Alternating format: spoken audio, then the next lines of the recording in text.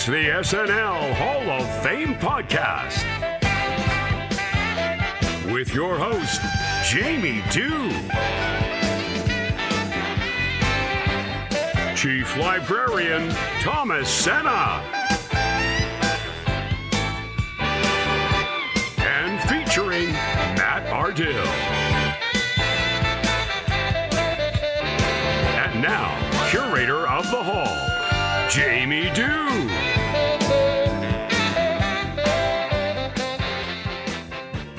Hey, it's Shady here, and I'm back for another week here in the SNL Hall of Fame podcast studios.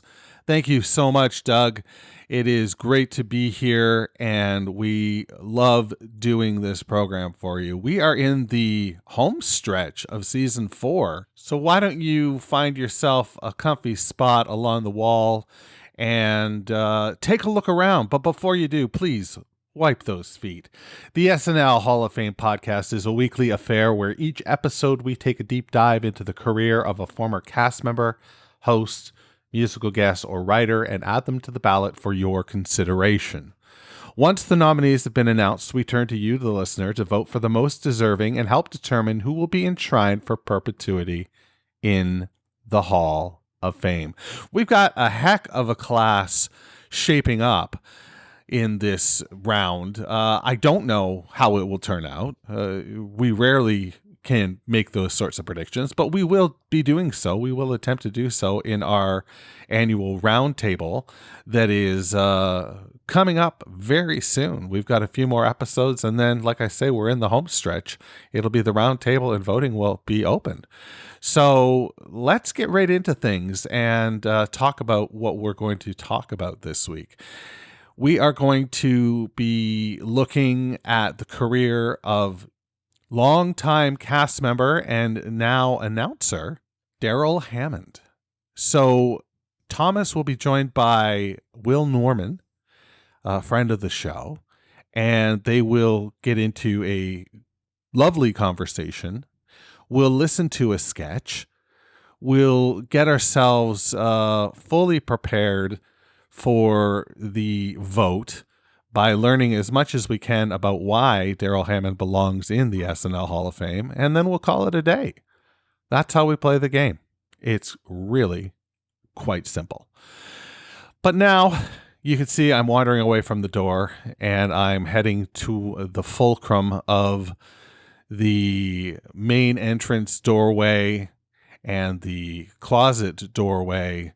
Where those two intersect is a corner that we often hang out in before we start our show, and that is Matt's Minutia Minute Corner.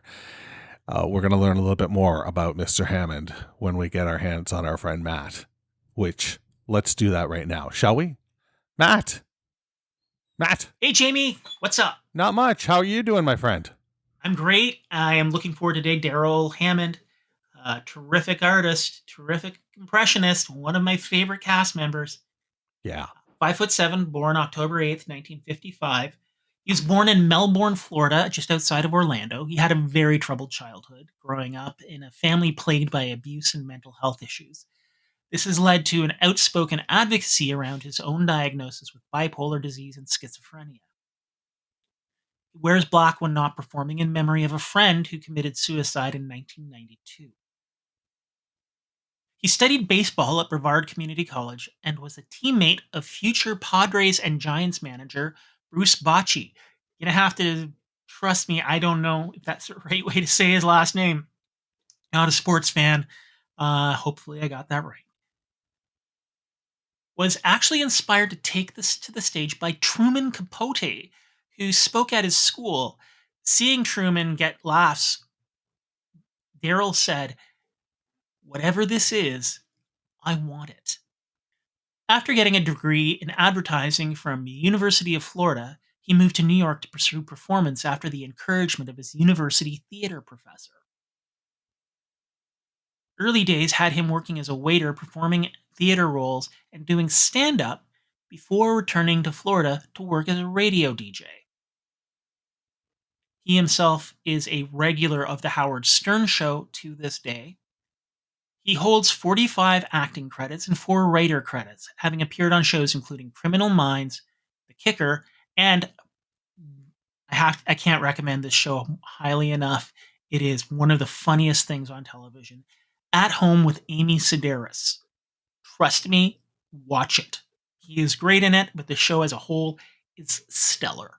A late starter, he began performing stand-up at 26 and didn't move to New York permanently until 32. While working as a cruise comedian, he was cornered in the bathroom by a man who forced him to take a dollar bill. The bill had trace amounts of cocaine, and he was arrested as part of an entrapment scenario popular with grifting tourists. So that just reminds you, always be careful and never take a dollar from a stranger.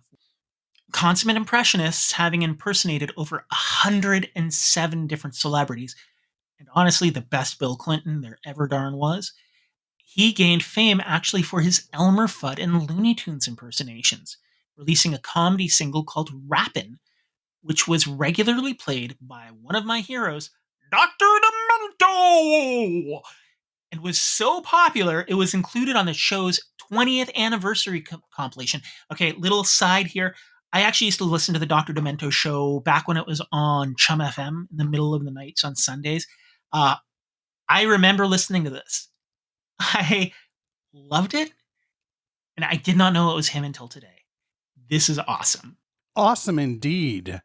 Let's take it downstairs to our friend Thomas Senna with Will Norman to discuss Darrell Hammond a little more. Take it away, Thomas.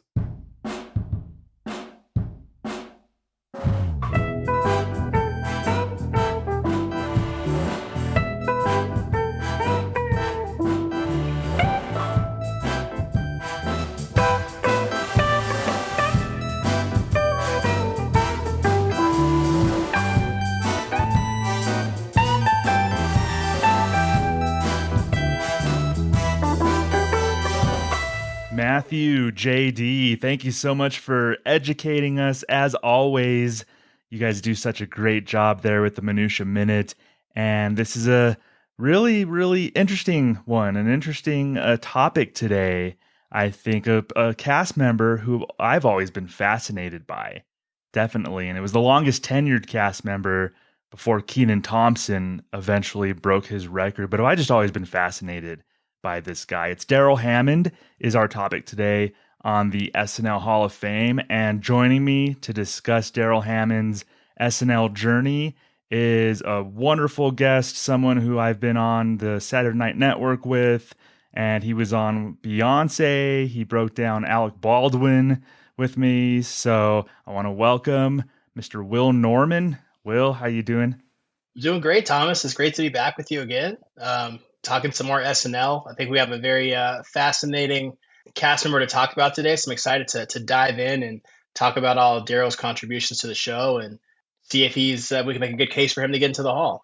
Yeah. And you've been on here to talk about, as I said, a host, an Alec Baldwin, a musical guest in Beyonce. Now we get your perspective on a cast member.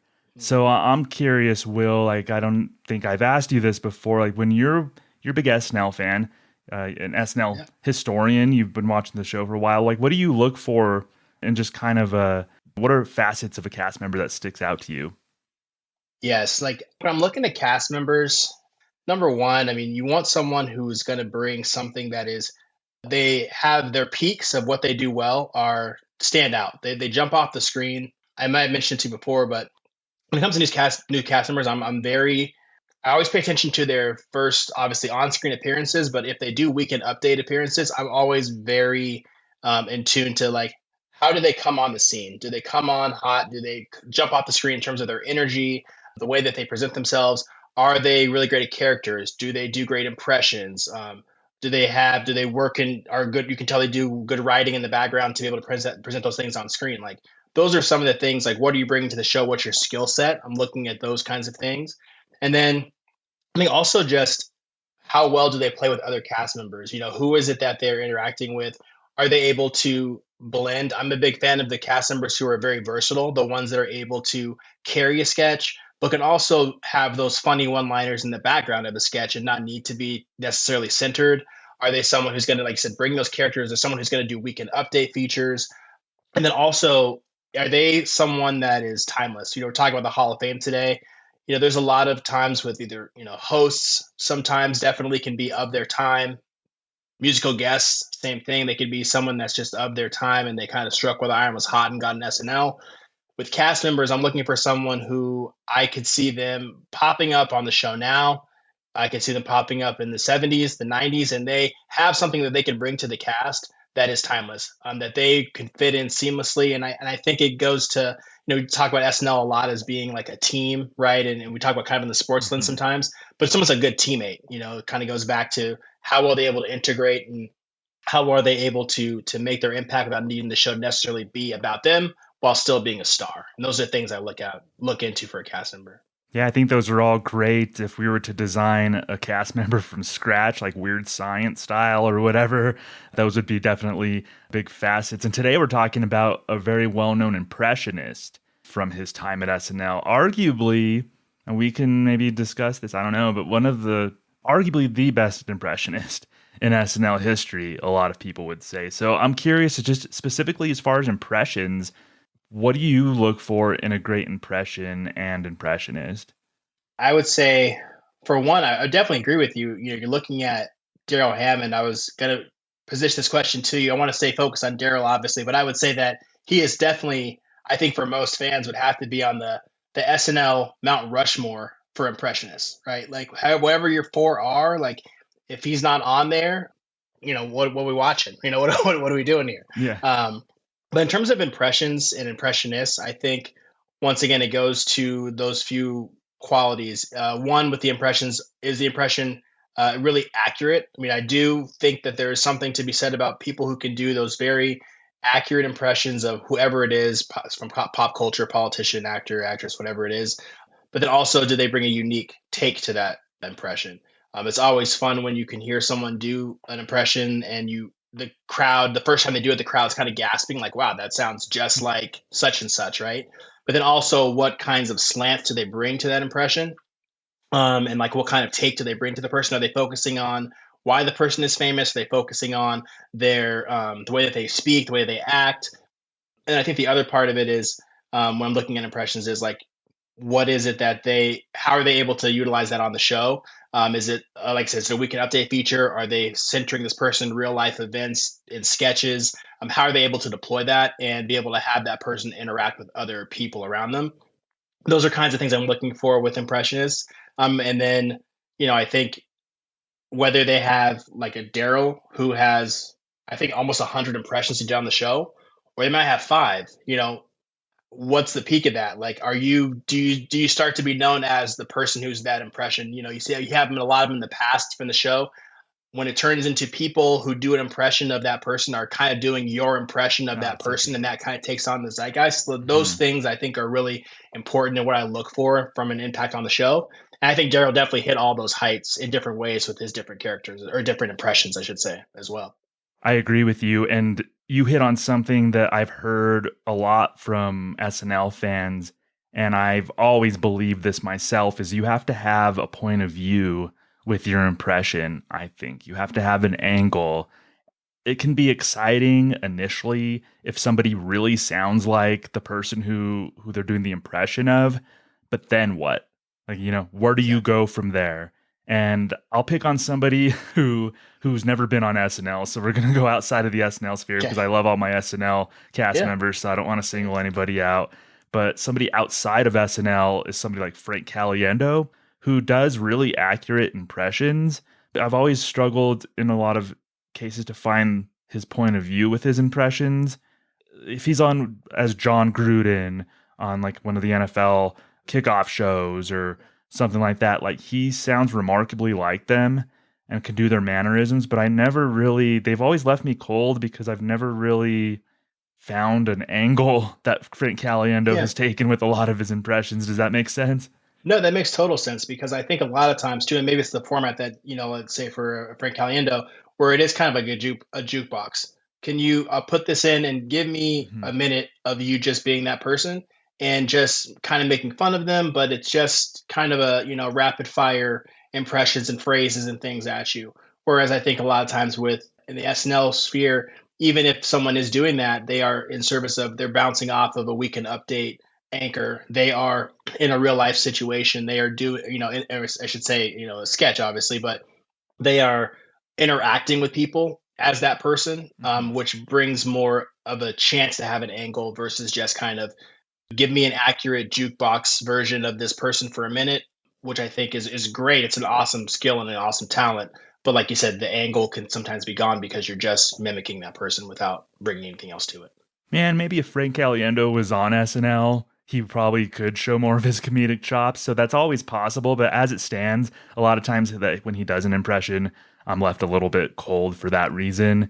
And it's only exciting for so long. Like Right. being totally accurate, while it's nice, it's only exciting for a few minutes, and then like you got to give me more. So same. so we could get into his Darrell Hammond, I should say. We can get into Darrell Hammond's main impressions now, and one of the big ones to me that really ticks all those boxes and all the criteria that you laid out as far as what you look for in impressionists is his Bill Clinton.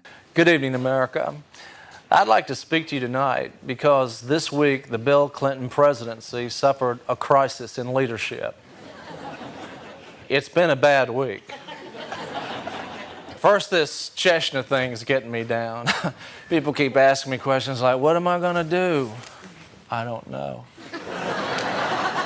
I mean, I don't have a position.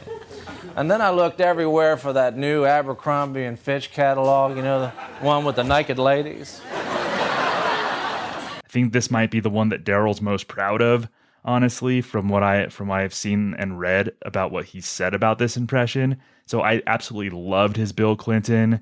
I read somewhere he did it 61 times. Darrell claims he did it over 80 times. Nonetheless, I think this is the one he did the most by far. So Will, what stands out to you about Darrell Hammond's Bill Clinton? Once again, I think, it was an accurate impression, but it's also a fun it was a fun impression. He did hit a lot of the same beats, but he really made the impression his own. And one of the things that sticks out to me, you go back to, I'm sure we'll touch on this with other impressions, in the legacy of SNL, you never really own an impression. You're kind of renting it while you're on the cast, and it might be passed on to the next person. Phil Hartman was doing Bill Clinton before Darrell came on the scene. Darrell was still able to take it and make it his own and give his own spin, while also dealing with a lot of the things that were in the news about Bill Clinton that became, a part of the entire comedy universe, right? And his presidency. But he was able to really make it his own, and kind of, you see the transition of kind of being, a smooth talking, Southern president, and then kind of being, this ladies' man, and then being this quote unquote tortured husband, right? And all these different slants that he brought to it based on what was going on in the news, while still being able to, go to those beats, the thumb, the wink, the innuendo, and kind of winking at his own troubles, and kind of being able to brush it off, and kind of being that, the coolest person in the room, and not fazed by certain things. So bringing all those things that were going on in real life to the impression, while keeping it fun and having fun with the fact that he was going to those same beats, I thought was a really cool way for him to do it. And there's obviously a lot of sketches where you see those sides come through. But I think him being able to make that his own, and having even Bill Clinton, like the impression, and being invited to speak and do Bill Clinton in front of Bill Clinton, the same way that you saw, Dana Carvey do Bush in front of Bush. Like, when you have the person, especially someone like the president, who kind of gives the nod as like, I like your impression of me. I think when you look at SNL in general, to have, based on how much we go, the show goes to the political sphere, having a political impression that the person who's doing it, and it's just the president saying, I like that one, I think it's probably one of the highest honors you can get as a cast member, since it's a well they have to go to, regardless of how well someone can do the impression. So those are my general thoughts on Darrell's Bill, but I'd love to hear yours too, Thomas. Like, what comes to mind for you when you're thinking about his Bill Clinton and what he brought to the table? Yeah, it's just so fully formed, his Bill Clinton. And I think it's because Darrell has said that he studied hours upon hours of tape on Clinton. This is the one that he really just worked on like crazy to get. First of all, we talked about it's great to sound and have the mannerisms like the person. You hit on it. Like he definitely did. He had the thumb thing. He had the vocal fry down too, the Southern draw. And it's kind of cool. He said that Clinton reminded him of John F. Kennedy in a way. Like he said Clinton was maybe trying to be like John F. Kennedy. He took inspiration. Sure. So what Darrell Hammond did and what made the impression click for Darrell was it Darrell did Kennedy's inaugural address from the early 60s in a Southern accent, like not on the show, but he just, when he was just trying to form this impression. So he said that's what clicked. So it's really neat to see an impressionist like find that angle. And that was Darrell's way in to Bill Clinton, Will. Yeah. That's awesome. I didn't even know that, which is really cool. And I think it goes to something that can be taken for granted, but just Darrell's commitment to getting the impression right, because it's not a character where you're just saying, this reminds me of my, third grade teacher. I did an impression of my third grade teacher, and like no one knows who it is. I'll turn that person into a character, or Target, there's a Target lady, or there's church lady. There's so many different characters that have been on the show that you can't say, well, that doesn't sound like a person from Target or whatever. Jay Farrow's when you're doing principal. Yeah, exactly. So it's like when you have that, like his dedication to getting it right and finding that angle, I think is what made him so great. And like stories like that just really drive home how seriously he took it and how he worked to get these impressions right. Yeah. Are there any Bill Clinton moments that stand out to you with Darrell? Man, there are quite a few. I mean, I think the ones I'll give a couple that kind of stood out to me. There's the cold open where he's reading the Paula Jones deposition. He's reading it aloud to the nation. And then the president escorted me down a narrow hallway from the Oval Office to a dining room and back. I was thirsty and he offered me a drink. Before we reached the dining room, the president reached out and tried to kiss me. He lifted his hand and put it on my breast, and then my hand to his penis. That is hot! Jackie Collins, my ass. He's talking through, obviously, the salacious details of what's going on with, the Monica Lewinsky scandal, but he's enjoying it and reading it like it's like a romance novel, and he's kind of getting a kick out of it in a way that you would never, expect someone to be, approaching their own controversies and, kind of hawking it and holding up the book with the fake art cover of him, dressed up like he's Fabio, as he says in the sketch. So it's like you have him doing that whole sketch, and then you have, Will Ferrell coming in at the end as Kenneth Starr, kind of like as the way out to kind of subpoena him as Darrell Hammond to get him out for everyone that's even impersonating the president, because it's obviously a big issue, or there's obviously subpoenas with the trial. But it's like him being able to, like you said, bring a very like obviously serious thing that's going on that everyone is talking about, and bringing that angle to it of pride, like excited about it. Like that's just not an angle you would expect anyone especially to take, and for him to be able to do it and deliver it with this like the Southern charm and smiling and doing the thumb and the lip bite and all these things. And it's just kind of you said in a serious situation, the very funny way to wink and be like, I'm, Bill Clinton, and that doesn't bother me. So that's one that stood out to me for sure. Yeah, that one actually really stood out to me too. I took note of that when I was rewatching. It was funny to see Darrell out of character too. We didn't always see him out of character as himself on SNL, so that was pretty cool. There was also a sketch where he was on, as Bill Clinton, was on a three-way phone call with Saddam Hussein, who was played by Will Ferrell, and Monica Lewinsky, played by Molly Shannon.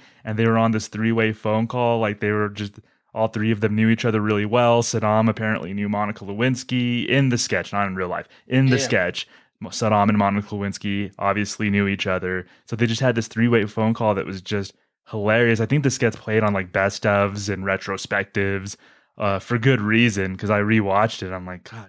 Oh my God. Wait, are you watching Dawson's Creek right now? No, I am typing it.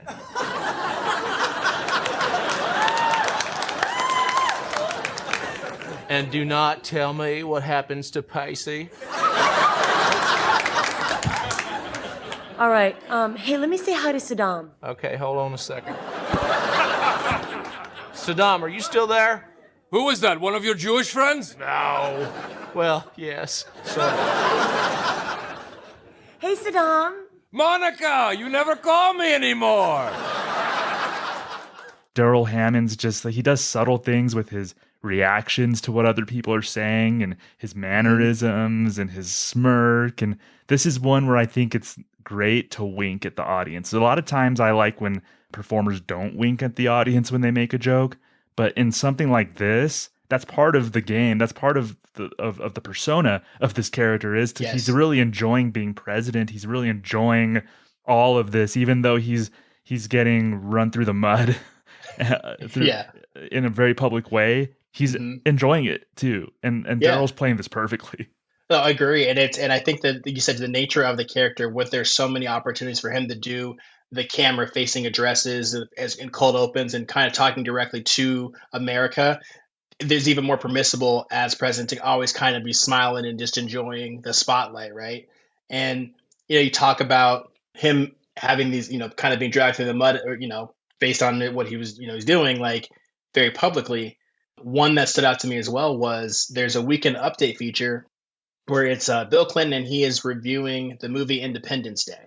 Well, getting back to the film, Mr. President, was there anything that you didn't like? Well, I felt the character of Will Smith's girlfriend, the beautiful stripper, could have been developed more.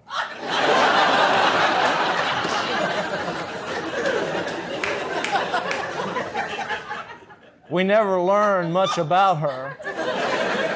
For example, does she have friends? Are they also strippers? Obviously, if those not familiar with the movie, it's about aliens attacking and they come back and, we're having to fight these aliens. And it's just his action movie. And he comes out and he's talking to Norman. His whole focus and why he loves this movie is that in the movie, spoiler alert, sorry, that the president's wife dies at some point in a helicopter crash. And so the whole time he's just like, I just love this movie. And he's really harping on the, how great it would be and how, he's wondering about how this situation, how he's like so happy for the president with his wife dying. It's like a very morbid take, but like given what's going in the news, like in the way he's still smiling and guffawing and having a good time with it, like you're kind of like, okay, that's just Bill being Bill kind of thing. And then he's talking about, I think at one point in time, the Vivica A. Fox, who plays a stripper in the show, in the movie, he's like asking, I wanted to learn more about her. And he kind of like, dives into some of those like not flattering aspects of like Bill Clinton's persona. But to your point earlier, like he's able to do these things and still kind of be smiling and trying to be very charming throughout these things, like in that way of like, these things are rolling off my back. And obviously like there's been a lot of relegation looking back at how as a country everyone handled those things and looked at those things, like the seriousness of that of it. But even looking back at it, right, like you could still see him making fun of how lightly he was taking it, you know what I mean, and still being able to bring that like a lightheartedness to something that was very serious, but you realize as a viewer like, oh, this is a serious situation, but he's just cool and not fazed by these things. So I thought that another example of him being able to, whether it was the deposition, the three-way call, Independence Day, him bringing different angles to this fully formed character in different ways that I think were really fun, because you would never see the president doing these things, but it's just fun to be able to be accurate and be able to get to those places, which is cool. Yeah, I think he took an element of the real Bill Clinton too. Everything that I've heard about Bill Clinton is he's like the most charming person in the room. He makes everybody feel like they're the most important person in the world when he's talking to them, for better or for worse, quite honestly, because he could use that charm for not so great things as we saw here. And by the way, I think it's kind of neat to see over the years that Monica Lewinsky's has a more positive public image nowadays compared to what people are kind of retroactively apologizing to Monica Lewinsky for how they treated her back then. But that was kind of the Bill Clinton charm playing out, and it was a real thing. And I think Darrell tapped into it well. And I loved when he appeared on Weekend Update. I'm glad that you brought up one of his Weekend Update bits, because I love that he took this Bill Clinton character and put him on the update desk, because it's just such a great fit. There was one where he critiqued the presidential candidates on Weekend Update. That one cracked me up, but it was just really neat. It's like a versatile character for him to be able to go sketches, update, cold open, He really should be proud. And I know Darryl, from reading his book, he's definitely really proud of this Bill Clinton. Yeah, he did a really good job. And it's interesting too. Like, I think we sometimes, I don't want to say next, so I'm missing for myself, but like sometimes you take for granted the show gets a lot of grief because when they have to talk about politics and you have the president who, given what's going on during the presidency, is going to be the number one thing that people are talking about. You think about the Trump presidency, and then you think about Clinton and what was going on there. You kind of can't ignore it. So to have someone that was doing such a great job as the president from an impression standpoint, to be able to roll that out in so many different ways and people to not be like, oh gosh, like here's Bill Clinton again. It never seemed like it had that, feel to it. It was always kind of like, oh, like here's Darryl doing Bill again. Like he's showing up. What's he going to do this time? And like to deploy it in those ways, I think was a credit to him. And like, so the impression he did and all the things he did with it during that time when the president's front and center. Yeah, this one was just a truly defining impression and character for Darrell Hammond. Where do we go from here? What else do you want to talk about as far as Darryl goes? Oh man, I think so. I guess we could keep it in the same vein of like his political impressions. Okay. So I was kind of thinking going from there, going into Al Gore. Yeah. So Al Gore, obviously another great impression that Darryl did. And I think when you look at his Gore, I mean, I think that there's a lot of conversation after one of the sketches I want to talk with you about his effect on potentially like the election, and similar to what we saw later with like Tina Fey and Sarah Palin, the accuracy, the take he took on Al Gore during the first presidential debate, I thought was hilarious, a hilarious rewatch for those who haven't seen it. The sketch that came to mind was the first presidential debate between Gore and George W. Bush. And he essentially, he plays Gore as being very, and in Darryl's own words, is kind of like an overbearing teacher, like very kind of talking very slowly and deliberately and kind of being the smartest person in the room and explaining things. And of course, you see Will Ferrell as Bush kind of playing, the grown-up frat kid, who's running for president, kind of out of his depth and doesn't really know what's going on.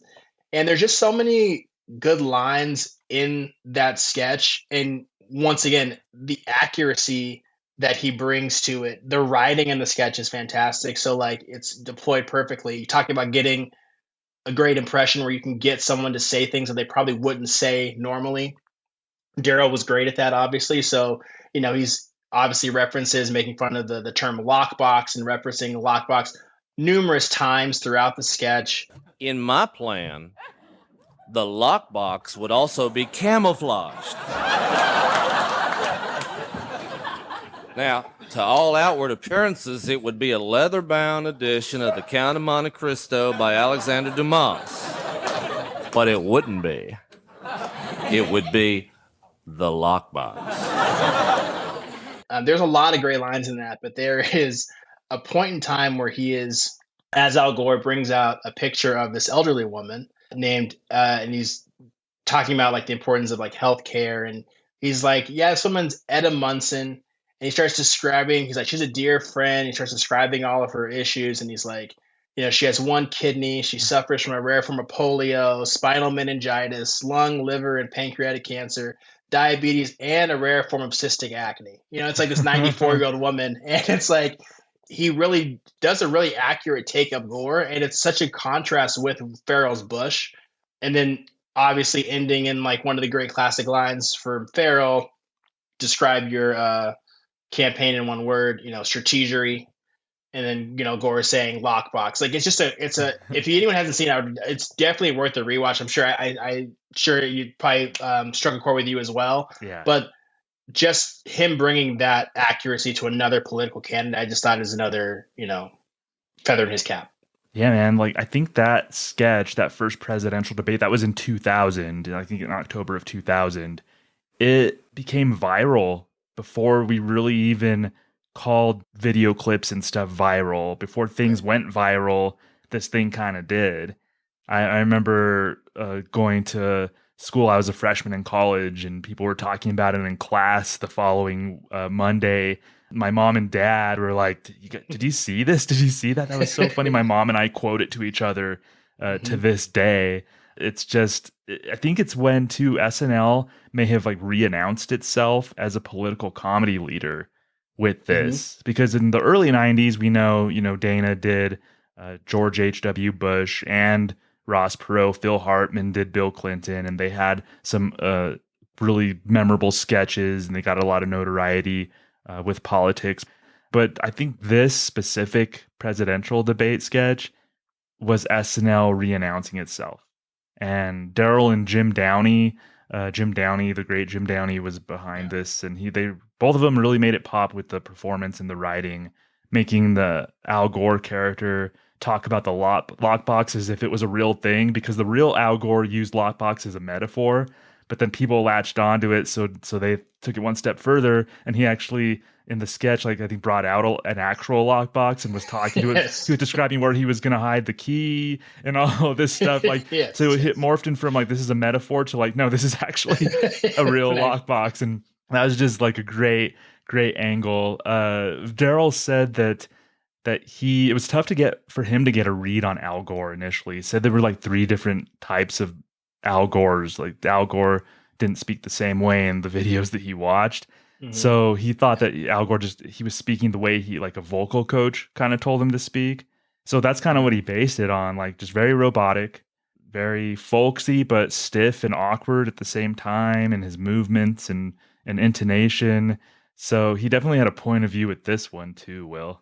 Yeah, no, I would agree. And like, I think you hit the nail on the head. Like he brought something new and Al Gore's energy versus Clinton, right? Totally different. So you see the versatility where we've seen impressionists or cast members who can only have one speed, right? They got one pitch.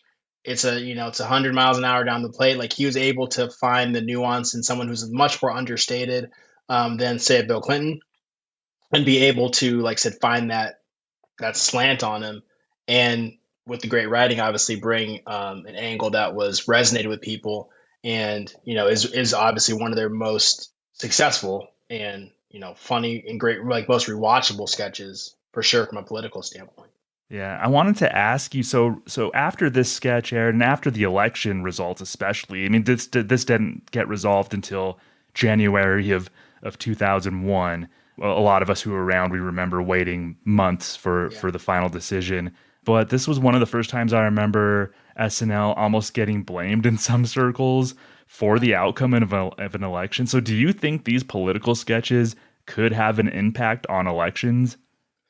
It's a great question. I think I would say in some ways, yes, because I think there's two parts to it. One, as time goes on, we kind of forget how much how much more people were paying attention to network television in the early 2000s, in the 90s, like when SNL was obviously the main, like, was a appointment television, right? And so I think that there's an aspect where more eyes are on it. It was, like I said, viral before the idea of being viral was a thing.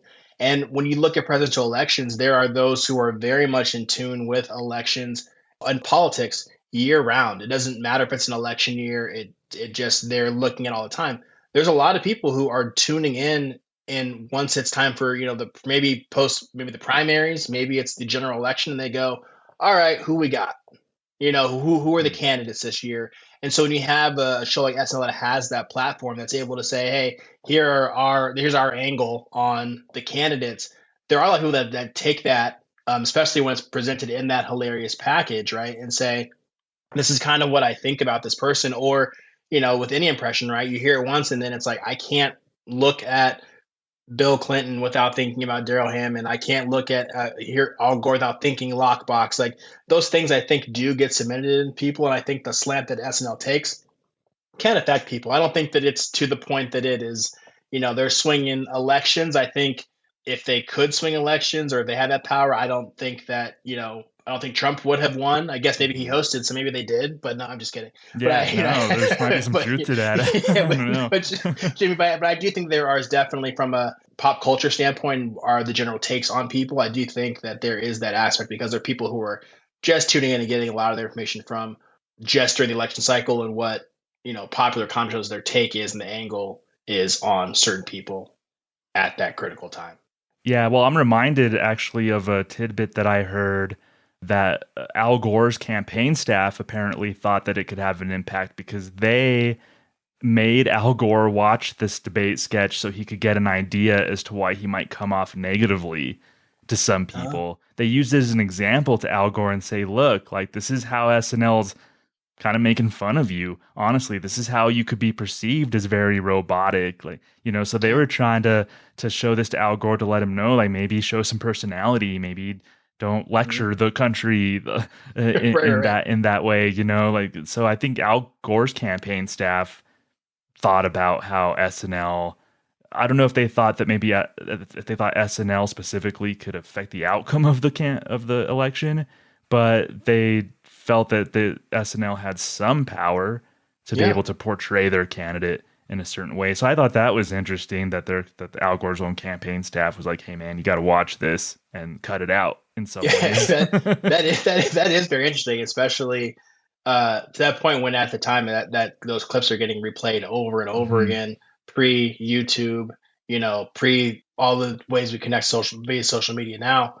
That's got to be front and center, and that's what people are thinking about you as a candidate based on what Darrell's doing. Right. And so now I want to go outside of the political sphere. Like those were two great impressions, Al Gore and Bill Clinton, but stepping outside of the political sphere for a second, and another impression that I think he might be most well known for, he probably loves his Bill Clinton the best, but I think he's even said that he gets comments on this every single day. It's his Sean Connery from the Celebrity Jeopardy sketches. So yeah, Will, these had to have stood out to you like they did with me. Oh man, 100%. I mean, you can talk about this in one of two ways, right? And I think maybe we'll talk about both of these, but like the Connery impression obviously is so much fun, in not just the impression, the way that it was utilized. Looking at it from this first appearance on Celebrity Jeopardy to like the final appearance, they kind of build and grow what that character looks like and its interactions with Alex Trebek. I heard, this is maybe just your urban legend, but I heard there's been different, like the origins of where the sketch came from, but Norm Macdonald had taken some credit, like that he had taken it from like an SCTV, I think, sketch. There was talk of I'm blanking on the other source, but I also heard that there was a point where like Will Ferrell and Darrell Hammond were just like in their free time, just somehow started doing like a Trebek and Connery impression and kind of just going back and forth, like just in general, just going like bantering back and forth, and kind of ended up utilizing that in the Celebrity Jeopardy sketches. But when you think about how much fun he had with that sketch, like the accuracy, like he's talked about it as being like an SNL impression, and like his first Connery shown on screen was very accurate, and then kind of turned a little more cartoonish as like they did the time format of Celebrity Jeopardy. The Celebrity Jeopardy sketch, right, in all its iterations, is, to me, and we hate to go back to the Mount Rushmore thing, but like when you talk about repetitive sketches on the show, it is one of, if not the best recurring sketch that is essential SNL, like in the history of the show. And when you think about that sketch, you cannot think of it being done without Will Ferrell as Alex Trebek and Darrell Hammond as Sean Connery. It wouldn't feel right if someone else was doing that, while still having the ability to zoom in and out all these different other celebrity impressions and make it a showcase for that, while still having those two be that kind of way that centers it and that energy between the two of them anchoring the show. And there's obviously so many iterations of Celebrity Jeopardy, but I would just say that it's not probably his best impression from like the standpoint of like the Bill Clinton one, like with being a president, politicals we talked about, but like it is an amazing impression, and the impact it had on the show and the way it was used, I would say, could make the case for being the most impactful one he's done, because it's just an incredible use of that impression. I could go on for a while. I'm going to take a pause here. No, so that was great. let you get in here before we get into some of this sketch specifics. But I just think that it's an amazing impression. No, I have fond memories of this too, and it still resonates to this day, I think people watch Jeopardy. There's references to those old Celebrity Jeopardies even nowadays. I think I saw a video recently. Ken Jennings, who's now, for all intents and purposes, the host of Jeopardy now, one of the categories was swords. And one of the contestants said, "I'll take S words." And Ken Jennings did acknowledge, like, oh, it's actually swords. But it was good. You knew that Ken Jennings obviously knew where that came from. Sean Connery, it's still your board. I'll take swords for 400. It's actually not swords, sir. Swords. These are words that begin with S.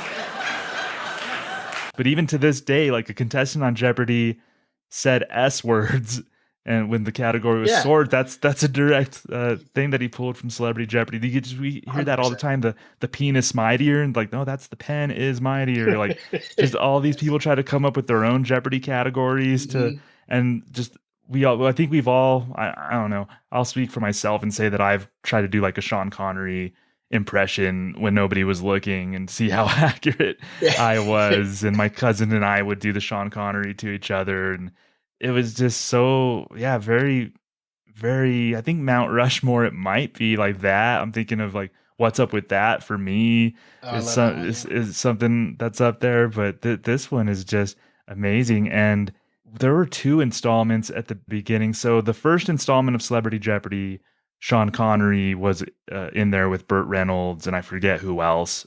But then the next 2, Darrell Hammond played somebody else.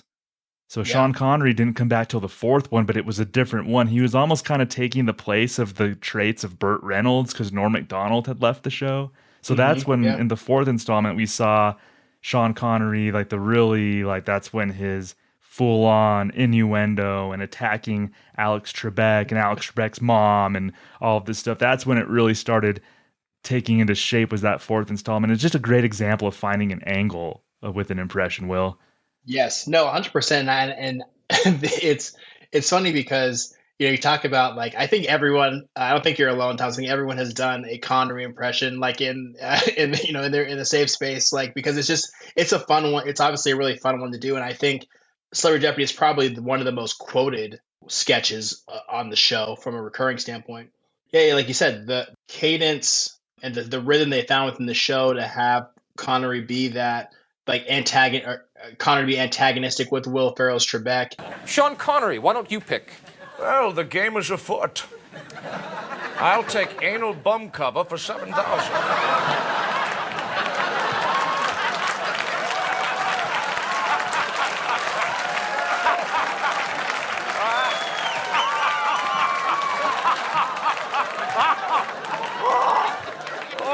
That's an album cover, not anal bum cover. I can read Trebek. That says anal bum cover. I spent 5 years of my life trying to invent an anal bum cover. Failing to do so is my greatest regret. You have led a horrifying life. But I did put, like, my top 3, more or less, of Connery quotes within Celebrity Jeopardy. Or his responses, I guess I should say. Mm-hmm. And I think obviously a lot of mom stuff here, but he says there's one point the category I think is animal sounds, and Connery says, this is the sound a cow makes, and he says moo. Trebek says that's wrong. He says that's the sound your mother made last night. That's the sound your mother made last night. That was great. That okay? That was great. For everybody listening, I did not play audio from that. That was actually me doing that. I was going to say, you can't tell. I was going to say, you thought Connery was here and joined the podcast. We could not get Darrell Hammond on here, but that was amazing. That was good. I had to gear up for that. Yeah, no, it was good. And then he does what's the difference between you and a mallard with a cold? One's a sick duck. I can't remember how it ends, but your mother's a whore.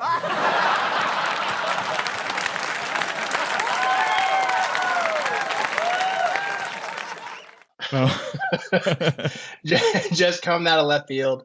And then, of course, his answer of just write a number, and he writes the letter V, and his wager is suck at Trebek with the rest of the V making of the K. And so it's just like despite your best efforts, that's correct. That is a Roman numeral. Yeah. Yes. And then the burns, and then the hearty laugh after, right? Like he just had like it's obviously so over the top, and obviously this would never happen on Jeopardy. Like and I think the fact that Alex Trebek, obviously, like rest in peace, was such a loved person.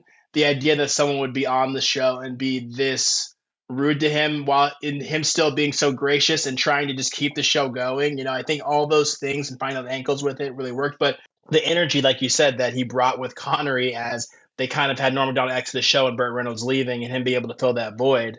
I just thought that it was like a really fun, very fun angle that he brought to it, and on one of, like I said, the best recurring sketches in the history of the show.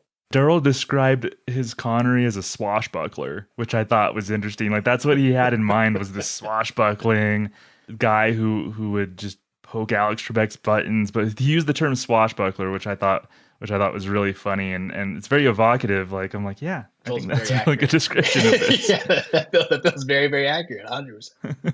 Yeah, so that's 3 iconic impressions and characters. Yeah. Gosh, Bill Clinton, Sean Connery, Al Gore. Does he have anything else? I know there's probably a couple at least. I mean, he's done so much, but just like things that might stick out. There are like a few like I would throw out there. I'll for those who like, who are maybe not familiar with Darrell Hammond for whatever reason, maybe like they're, a recent fan of the show, like a couple, like I'll say honorable mentions and some sketches that stood out to me, like as just fun rewatches.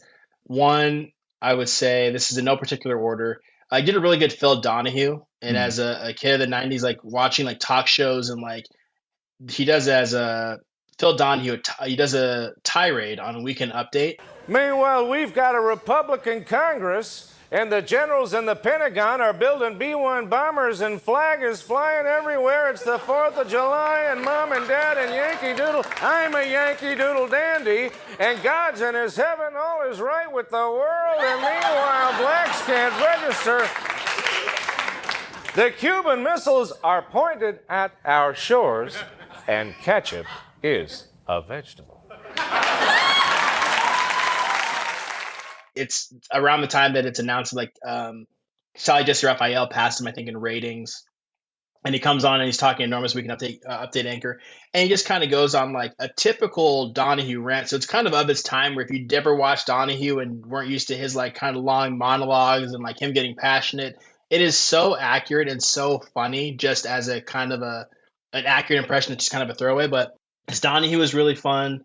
And he had big shoes to fill with that Donahue, because Phil Hartman had done a Donahue, and so people would obviously, SNL fans would definitely compare Darrell Hammond to Phil Hartman's Phil Donahue, as they probably did with Bill Clinton as well. So that speaks a lot to Darrell Hammond. It's about like he made something like Phil Donahue his own, when a great cast member in Phil Hartman did a Phil Donahue. I find that's an extra degree of difficulty, I think. Yes, it is. I think it's a great point, Thomas, because when you are, taking over an impression from someone who is also, Phil Hartman, I think on a lot of people's Mount Rushmore, again, when they go ahead and beat that horse to the ground. But for all-time cast members, it's a lot of pressure on that one, right, to take over 2 impressions he was doing.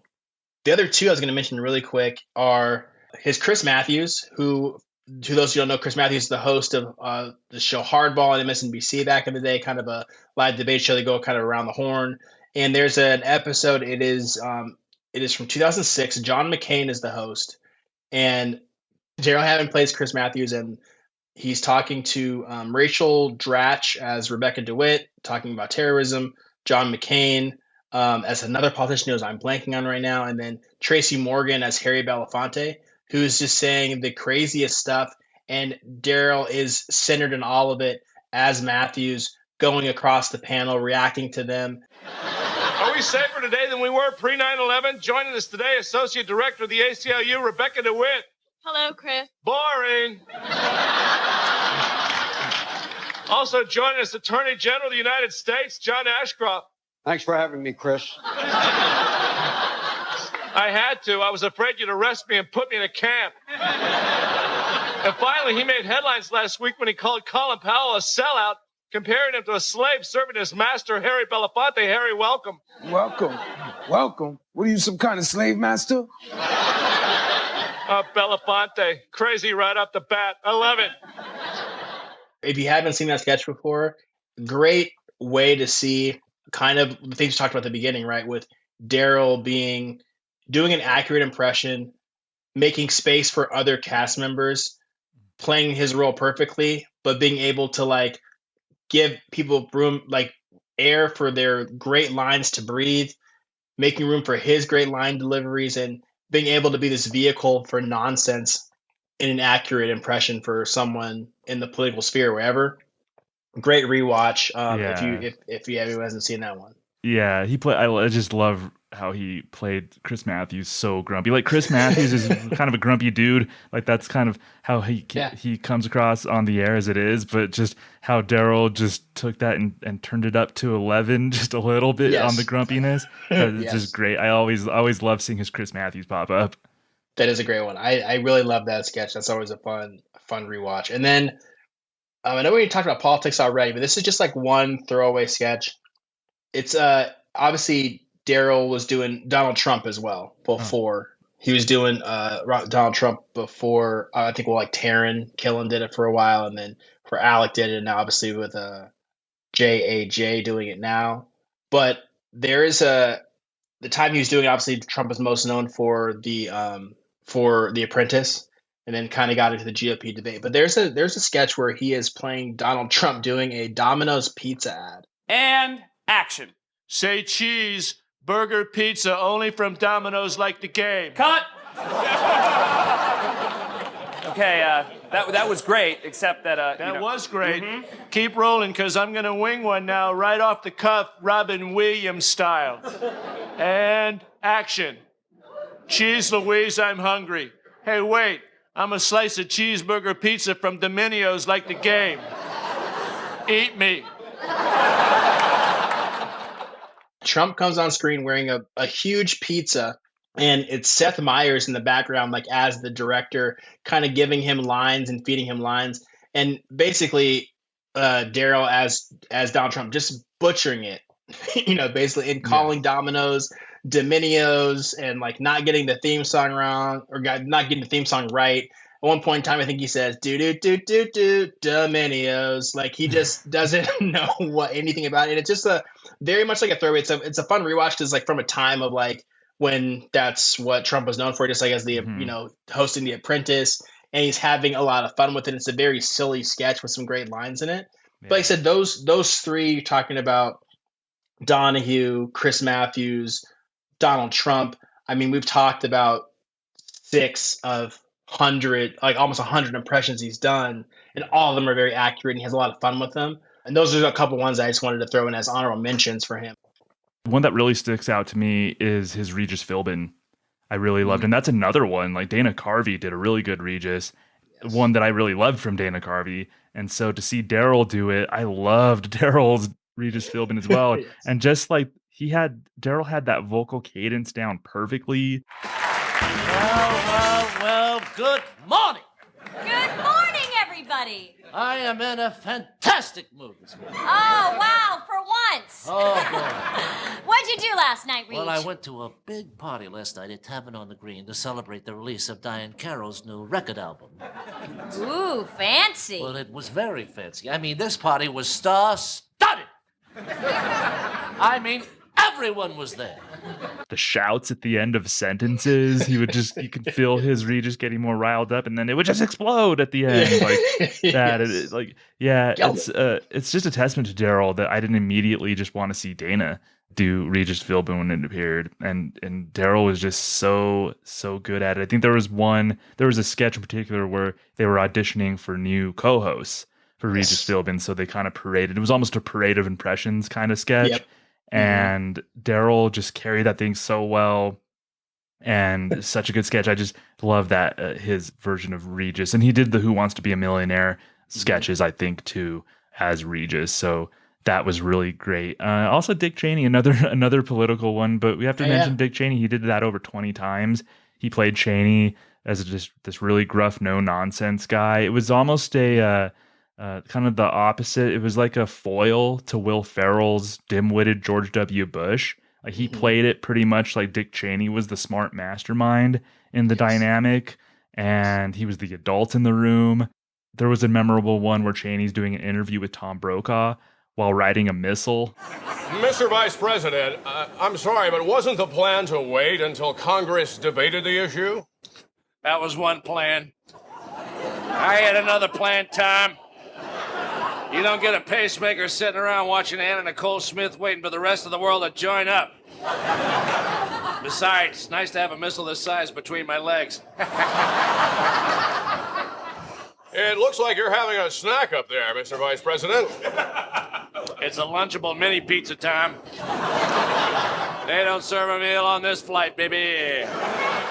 He's on top of a missile, like in Doctor Strangelove, basically. He's riding this missile. And that was such a fun sketch to go rewatch. As Dick Cheney, he rarely changed tone unless it was like a sinister laugh or something, and it worked. So I wanted to throw out there Regis Philbin and Dick Cheney as well. But as you mentioned, he did over probably like 100 impressions on the show. He was the impression guy. Yeah, no, 100%. And to have someone on the cast that was that talented, that could do that many impressions that well is, I mean, one of the reasons why I think we both, I want to speak for you, Thomas, but I think we both think that he should be a surefire first ballot Hall of Famer. Honestly, I think so. And of course, doing this show, I often don't editorialize, but sometimes I do. But I really do think Darrell Hammond's a Hall of Famer. I honestly, and I do get a vote. I don't just lead the conversations; I get a vote too. So I am going to vote for Darrell Hammond. I've already started looking at my ballot. Our friends at the Saturday Night Network, they're doing a cast member countdown. And they actually, not John and them, but they had their listeners and social media followers and stuff like submit names as to who they feel should be in the top 50 cast members. So they're doing this countdown, and Darryl was ranked number 33 in the countdown. So what do you think of that placement? I honestly think he should be higher. Like I have him top 20.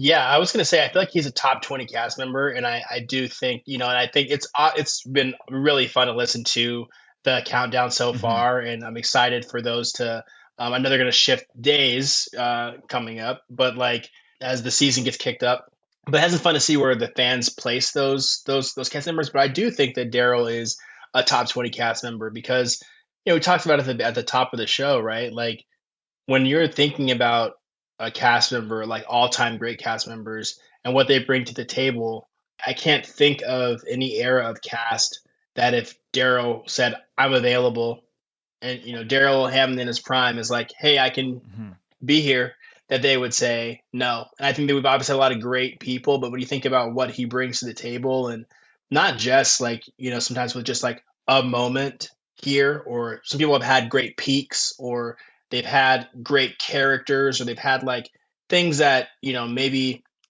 have had different generations in a different way. But Darryl's consistency across all the volume of impressions he's able to bring to the table, I agree with you. I think he's definitely a top 20 cast member of all time. Our friends at the SNN, get your act together. Let's figure it out. What are you guys doing? Figure it out. Come on, John. No, we're going to start a little feud with the Saturday Night Network here now. We love those guys. Yeah, go check out their Saturday Night Network's cast member countdown. And to kind of maybe play devil's advocate and get in the brains of folks who might struggle with Darrell Hammond or remembering Darrell Hammond and how much he contributed.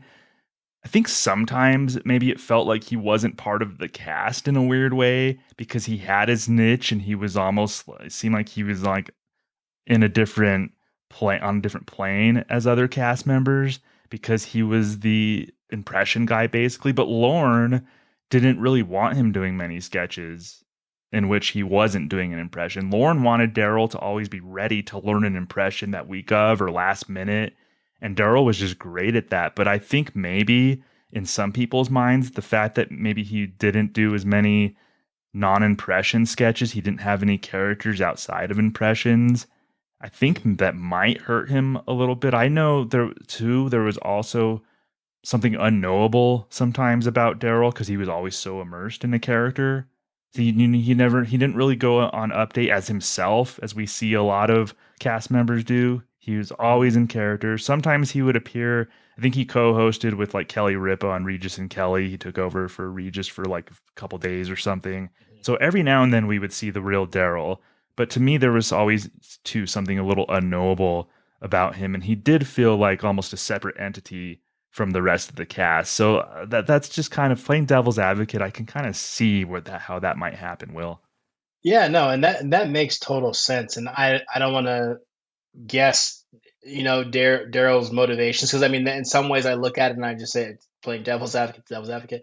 Like sometimes, actors will say, I don't want people to know that much about me, because then it allows them to be more. It's the characters are more believable, the impressions are more believable, and the focus is on the impression.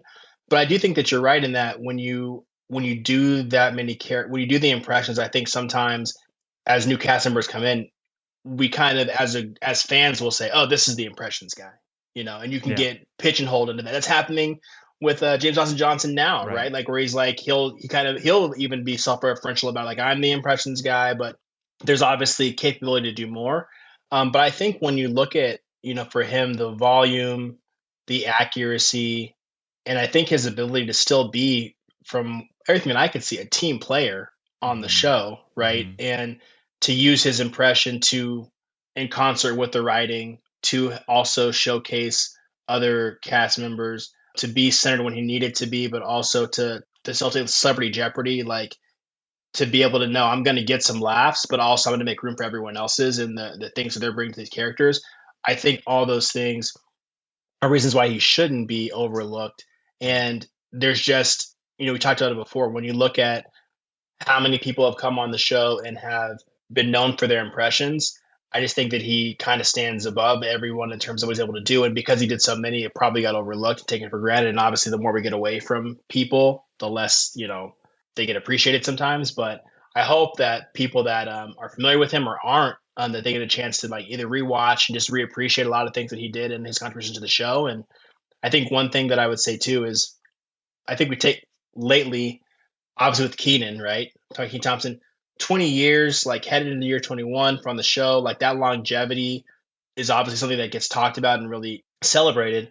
And I think once you get past, like when you're second on the list, like people can overlook it. Yeah. But I think the fact that he was on the show for 14 years and had that record, and obviously was a part of two different eras and generations of the cast, I think just speaks to how much he meant to the show and how they just kind of wanted him to be there to be able to bring what he does across those different eras from when he started in 95 to Leave Me in 2007. Like, did a really great job. And I hope that people, like I said, can appreciate all his contributions, even if they were quote unquote just impressions. Before we get out of here, I wanted to encourage everybody to go read Darrell Hammond's book if you haven't had the chance. It was released in 2012. It was published in 2012. It's called God, If You're Up There. And it's a cool peek into who Darryl is. And it was really helpful for somebody like me who never really felt like I knew who he was. Really candid book. He talks about his struggles with alcohol and cocaine and anxiety. As a matter of fact, he said before that the first presidential debate that he was so nervous backstage that he cut himself with the razor blade. Oh, wow. Yeah. So Darryl really opens up in this book and shares his struggles with substance abuse and anxiety and trauma and things like that. And it really was just so fascinating. And our friends at the Saturday Night Network, John Schneider, interviewed Darrell Hammond not too long ago. So go encourage everybody to go check out that interview as well. So I just wanted to plug Darrell Hammond's book, God, If You're Up There. It's really fascinating. As far as SNL alums go, that's a really, really good book. So I think we did a good job of summarizing Darrell's candidacy for the SNL Hall of Fame. Will, I really appreciate you joining me today. The day is ours. Sorry, that was my Connery. Sorry. Slipping in there at the very end. But I'm happy to be here. It was awesome to talk with you about Darryl. I hope everyone gets a chance to revisit his old stuff. And I said, always a pleasure to talk to you, Thomas, and talking about SNL and all these Hall of Fame candidates. Thanks for having me.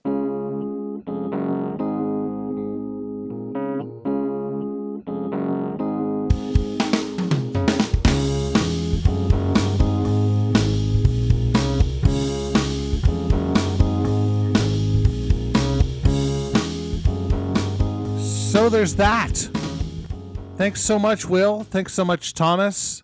That was lovely. Learned a lot. A little triggering, your anecdote at the end, Thomas. If I recorded these in a different order, I might put a trigger warning off the top. I apologize for those of you who may have been, triggered listening to that cutting story. Fascinating.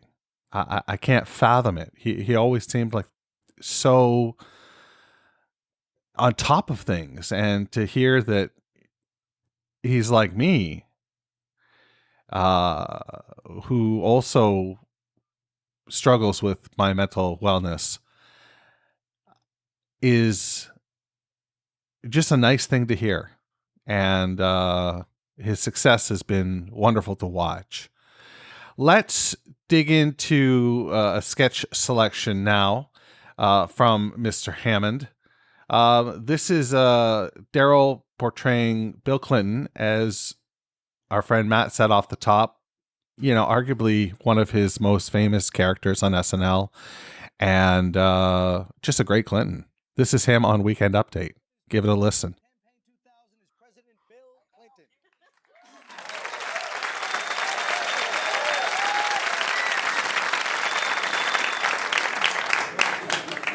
Good evening, America. Well, the primaries are underway. Looks like it's boiling down to McCain, Bush, Gore, and Bradley. 4 reputable men. Any one of them would make an honest, scandal-free president. Your next leader will show up where he's supposed to show up, say what he's supposed to say, and conduct himself with decorum at all times, thus restoring dignity to the Oval Office. You're going to miss me, aren't you, man? Admit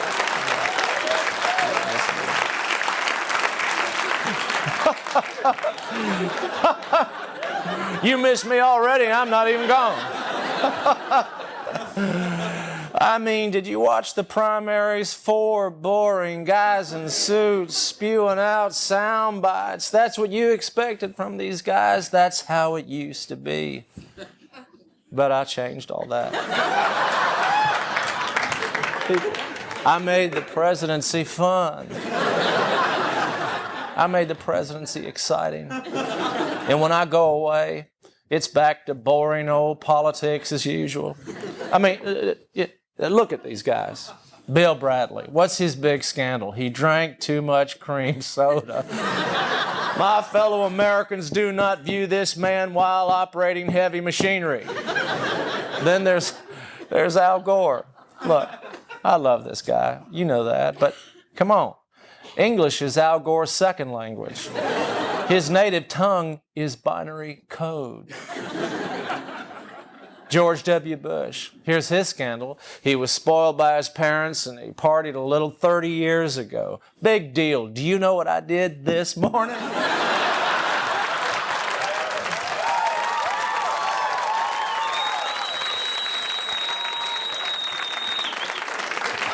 I mean, I don't want to spoil it for you, before it leaks out through the press. But it involved a Polaris missile full of heroin and that girl from American Beauty. Yes, it did. And John McCain. Folks, John McCain's not scandalous and sexy. He's just crazy. Folks, that's an important distinction. Plus, what is his platform? Honesty and straight talk? People, this is no way to live. Which is why, my fellow Americans, for the remaining months of my presidency, I am rededicating myself to serving and entertaining the American people. I promise you it is going to be a wild ride. Oh, I'm going to start hanging out with Jay-Z. I will bring new meaning to the words, dear penthouse, I never thought it would happen to me, but. Here, watch this. Okay, what is your name, sweetheart? Do you want to go to the Caribbean with the president? Well, all right then. People, that took 4 seconds. Imagine what I can do with 8 more months.